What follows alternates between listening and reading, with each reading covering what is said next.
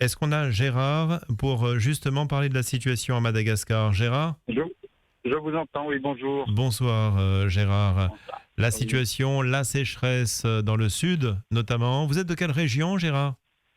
Alors, moi, je suis sur Poitiers, en France, Ah, oui. mais, euh, mais donc là, justement, je le disais tout à l'heure, que je suis sur la route parce que nous allons faire les championnats de France de boxe à Calais avec une jeune fille, Mélanie Mercier. Et je gère l'association Fanatenam que j'ai fondée en 96, il y a même 5 ans maintenant pour ainsi dire, sur Mananzar, sur la côte sud-est, qui vient en sauvegarde des enfants jumeaux qui sont rejetés par coutume.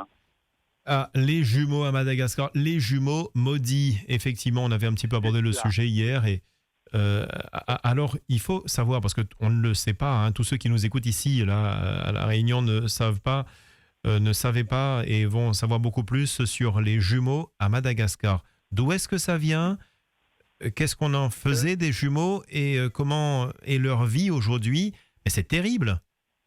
Oui, alors les jumeaux, il y a 500 ans que c'est connu sur cette côte, mais aujourd'hui, malheureusement, c'est encore d'actualité. Alors c'est pour ça que moi-même, parce que je suis métis, alors c'est bien de me demander d'où j'étais, je suis de Tuléar, sur la côte donc sud-ouest du coup, Mhm. sur le tropique du Capricorne. Je suis métis de plusieurs générations, j'ai encore de la famille malgache, et voilà. Je vis en France, j'ai vécu en France, j'ai vécu mes 12 premières années à Madagascar. Et j'ai fondé cette association le jour où je suis allé avec mon épouse sur Madagascar et je suis tombé sur ce problème de jumeaux.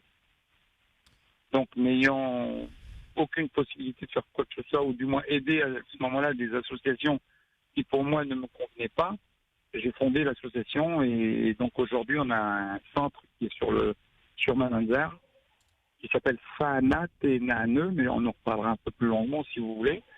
Et ce centre gère donc ces enfants qui ne sont plus adoptables, qui ne sont pas non plus revendus. Et c'est le gros souci de Madagascar, effectivement.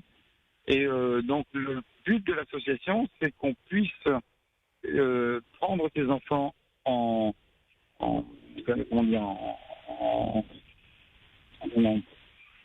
en charge, mais ils appartiennent toujours à leurs parents.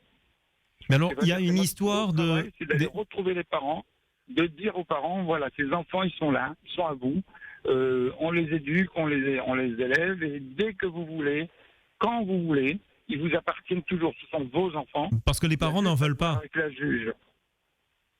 Oui, dites-moi, j'ai pas Parce que ces entendu. enfants sont, pardon, mais maudits, les parents n'en veulent pas. Il paraît qu'à une époque, on les tuait, c'est ça? Il y a certainement encore, malheureusement, quand on n'arrive pas à temps, des problèmes de ce genre. Par contre, ces enfants, les parents, c'est maudit, c'est vrai. Mais il y a beaucoup de jeunes, de parents avec qui on a négocié, qui seraient prêts à les garder. Il y en a d'ailleurs qui les gardent. Mais il y a la ville, le village, il y a les rois coutumiers, il y a la pression de certaines personnes qui ne sont pas intéressées à ce que cette coutume s'arrête parce que quelque part financièrement ça peut leur rapporter. Et donc nous on se bat depuis 25 ans maintenant contre tout ça. On a 300 enfants en charge. On a aujourd'hui 90 enfants sur le centre et on a rendu 64 enfants jumeaux dans leur famille, ce qui était impensable. On a 165 familles qui directement gardent leurs enfants. Alors je ne dis pas avec des appuis terribles. D'ailleurs, je vous en reparlerai tout à l'heure, mais on fait un parrainage collectif pour pouvoir continuer à aider ces parents qui ont repris leurs enfants et aider aussi à ce que la pauvreté de ce pays, comme on va en parler aussi, ne vienne pas encombrer tout cela, parce que du coup, la pauvreté fait aussi un effet un peu trop facile pour qu'on abandonne ces enfants qui sont deux d'un coup à venir à la maison. Déjà, ils n'ont rien. Si en plus, il faut qu'ils nourrissent deux autres bouches, les mamans sont bien souvent malnutries, donc là encore, on a un gros souci de nourriture, et tout cela va à l'encontre de garder ses enfants, quoi. Oui, mais enfin, le problème va au-delà de ça, d'une bouche supplémentaire ou de deux bouches à nourrir. C'est signe de. C'est quoi? Ils sont considérés comme des démons, les jumeaux, hein, c'est ça? Oui, mais c'est surtout que ceux qui veulent les garder, avec qui on a discuté longuement pour leur faire comprendre que, au contraire, alors, on va aller un peu plus loin. Nous, deux fois par an, là on n'a pas pu parce que par rapport à la maladie, hein, on va sur le site avec des médecins, des dentistes de France, des infirmières, des techniciens pour faire l'entretien de tout le parc. Et nous soignons gracieusement tous les villages autour et des missions dans les villages carrément pour pouvoir les soigner. Mais avant de les soigner, on les rassemble, on leur dit voilà, les jumeaux qui vous portaient malheur, qui doivent vous porter malheur, mais grâce à eux aujourd'hui, vous êtes soignés gracieusement par des médecins qui viennent de France exprès. Donc ça, c'est palpable. Et c'est depuis ça que des parents viennent rechercher leurs enfants. Et la juge actuelle de Mananzar, c'est une jeune, est vraiment derrière nous. Elle a bien compris notre système et on est vraiment aujourd'hui épaulé par cette juge. Par contre, tout n'est pas comme ça. C'est-à-dire que bien souvent, on fait tout ce qu'il faut pour que ça capote. Là, par exemple, on a une école d'agriculture des métiers à faire. Ça fait 5 ans que l'État doit nous allouer un terrain de 110 hectares pour faire cette école, qu'on doit sortir pour septembre 2022. Eh bien, ça fait 5 ans qu'il manque une signature, et ceci, et cela. Et tout cela, nous, on ne veut pas rentrer dans la pénurie de ce qui s'appelle un petit peu le bachiche en Madagascar, mais enfin tout ce qui entoure tout ça. Ça, je suis contre ça. Je viens aider le pays, je ne viens pas faire du business. Et ça, je le dis haut et fort. Je suis content d'ailleurs, et je vous remercie de pouvoir me donner la parole à ce sujet, parce que c'est ce qui tue l'Afrique, c'est ce qui tue Madagascar, c'est ce qui tue toutes ces personnes qui sont dans la brousse et aujourd'hui qui meurent parce qu'ils n'ont ni eau ni rien. Ça fait des années que je dis, Madagascar est plein d'eau. Il suffit de creuser des trous. On sait maintenant, la technologie peut aller chercher de l'eau très loin pour arroser, pour faire des rizières pour que les gens mangent. Alors, c'est bien qu'on les aide en leur donnant des sacs de riz, ça c'est très bien, au contraire, il faut les sauver tout de suite. Mais si on continue comme ça, on les rend à notre botte. On ne peut pas laisser ça continuer, il faut les aider à se débrouiller. Et à se débrouiller, ils en ont envie. Non, ils n'ont pas les moyens si on ne leur donne pas cette envie. Gérard, dans l'est de Madagascar, il y a, je suppose, des régions où il y a énormément de pluie. Là, on parle de développer l'agriculture, vous en parliez à l'instant, on parle bien du sud de Madagascar où il n'y a pas d'eau. Il serait possible d'emmener de l'eau à la population. On parle d'une population de plus de 500 000 personnes hein, qui vit la famine en ce moment avec la sécheresse. Il n'y a pas eu une goutte de pluie depuis 6 mois. Il suffirait de faire des puits pour avoir de l'eau, des puits et des citernes ensuite, bien sûr. Je pense que oui, il y a cette possibilité. Vous savez, j'ai entendu dire à une époque, alors j'ai pas été jusqu'à rechercher tout cela, mais l'Arabie Saoudite venait chercher de l'eau à Madagascar. S'ils viennent de leur pays chercher de l'eau ici, je pense qu'on est capable aussi, aujourd'hui avec la technologie, d'aller chercher de l'eau, au moins à beaucoup d'endroits dans le sud, pour pouvoir alimenter cette population. Nous, sur le centre, par exemple, à Fanatenan, on a fait notre propre puits. Alors, c'est une région où il pleut beaucoup. Il ne faut pas non plus tout mélanger, mais je veux dire qu'on a des possibilités d'avoir de l'eau. Ça, j'en suis persuadé. Les dernières nouvelles, vos dernières nouvelles de la Grande Île, du sud de la Grande Île, remontent à quand? Pour 6 mois. 6 mois, et on a aussi le problème, nous, dans cette région, c'est pour ça que je vous disais tout à l'heure que 2 bébés pouvaient être très difficiles pour une maman et un père, parce qu'ils sont dans une telle pauvreté. Vous pensez que beaucoup de Malgaches aujourd'hui n'ont que 10 euros mensuels.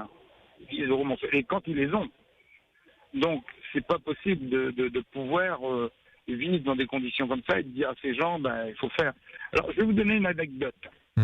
Il y a 4 ans, il y a une dame qui vient avec ses 2 bébés et qui avait 4 mois à peu près, et qui me dit je vous abandonne mes enfants. Je dis attends, c'est pas possible. Alors pendant 2 heures, je la persuade de garder ses enfants.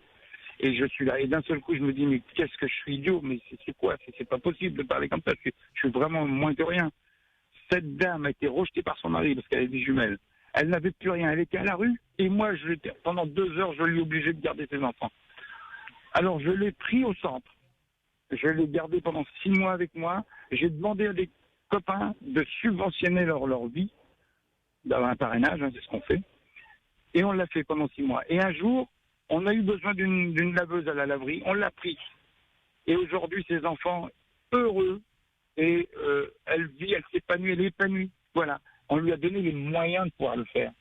Je lui aurais donné simplement de retirer ses enfants, de nourrir ses enfants, effectivement. Mais où on en serait où aujourd'hui? Elle aurait abandonné ses enfants et voilà. Vous voyez, donc dans l'eau, c'est pareil. Si on leur donne pas... Là, on est en train de faire une école d'agriculture. Ça doit gêner dans cette région parce que cette école va pouvoir développer cette région de la nourriture. Plus faire des brûlis comme ils font tous à Madagascar, mais au moins avoir une culture saine. Oui, ça aussi, c'est un problème, la déforestation. Ce problème avec les jumeaux, c'est dans le sud de Madagascar ou c'est sur tout le pays? Non, c'est dans la région de Mananzar et des Antémours sur Manakar. Voilà, c'est cette petite région, heureusement d'ailleurs. Mananzar fait 50 000 habitants, plus les alentours. Et c'est une sous-ethnie des Antémours qui rejette un enfant sur 2, du coup. Gérard, merci pour tout ce que vous faites. Je suis obligé d'aller sur la route. Comment? Il y a encore des détournements d'enfants aujourd'hui sur ces enfants. Donc, c'est inadmissible. Gérard, merci bravo pour vos actions et n'hésitez pas à reprendre contact avec nous, c'est un petit peu facile, vous êtes en métropole. N'hésitez pas à reprendre contact avec le 02 62 41 51 51. Il faut qu'on aille d'urgence sur la route. Et par contre, gardez nos coordonnées parce que j'ai besoin de vous tous. J'ai besoin de parrains, j'ai besoin de bonnes vendées. Alors si c'est juste pour faire le beau, c'est pas la peine. J'ai pas besoin de ça, j'en ai plein en France. Par contre, des gens qui veulent vraiment aider, j'ai besoin. Le nom de votre association, les coordonnées? Fanatenan, F-A-N-A et E-N-A-N-E. Et on a un site, Fanatenan. Et un numéro de téléphone peut-être? 06, vous l'avez, vous pouvez leur donner un 06 74 02 76 49. 06 74 02 76 49. Une parenthèse, je connais bien Madagascar. J'ai entraîné l'équipe nationale il y a 5 ans et j'ai fait les Jeux des îles à La Réunion, à Saint-Pierre. Vous voyez, donc je connais bien, je veux donner à ce peuple. Moi, je suis en retraite maintenant, mais je veux qu'il y ait une réponse en face, quoi. Merci Gérard. Voilà. Je vous remercie en tout cas d'avoir pris le temps de nous parler, de faire connaître ce site et c'est quand même grave, je pense, à notre époque. Extrêmement grave. Merci Gérard.